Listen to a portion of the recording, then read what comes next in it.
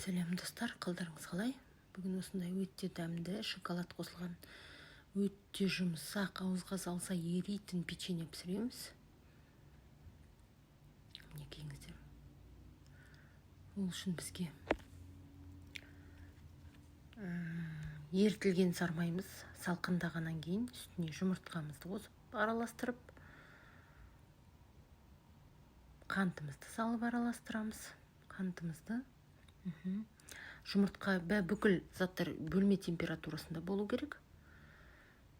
Ванилин саламыз, тұзымызды саламыз. Тағы да жақсылап араластырамыз. Өте оңай, бәрін саласыз да араластыра саласыз. Сондықтан духовкаңызды бірден қосып қоя берсеңіз болады. Електен өткізілген ұнымызға қопсытқышымызды салып араластырып аламыз. Енді жаңағы сұйық заттарымызға ұнымызды қосамыз.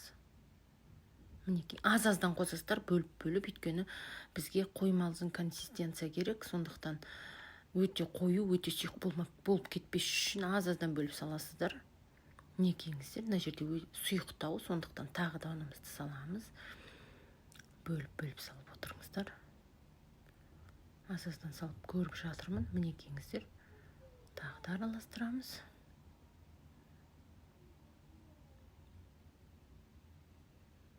Міне тағы да салдым. Бұл жерде де сұйық болып тұр. Сондықтан әркімнің ұнының тығыздығы әртүрлі, сондықтан да аз-аздан салып солай көресіздер. Мінекейіңіз, енді шоколадымызды саламыз. Негізі бұл жерде салатын қантымыз 200 грамм, мен азайтып 150 грамм салдым, өйткені бұл жерде шоколад бар. Өте тәтті болмасын деп, егер тәттіні жақсы көрсеңіздер, онда тәтті болғанын қаласаңыздар 200 граммға алсаңыздар болады қантты. Мінекейіңіздер, қамырымыз дайын. Енді бұны арнайы мешогына салып аламыз да, басын кесіп, противенімізге салып шығамыз, печеньямызды құйып шығамыз.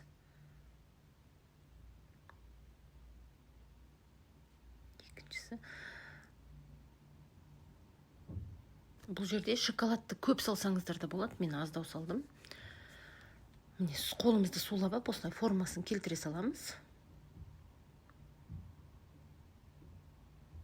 Өте дәмді болады. Жасап көріңіздер, маған тіркеліп лайк басып отырыңыздар.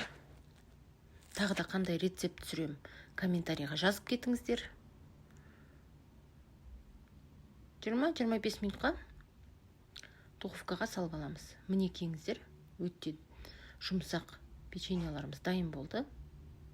Міне, дайындап көріңіздер. Балаларыңыз қуана жейтін болады. Ас болсын. Келесі кездескенше достар. Сау болыңыздар.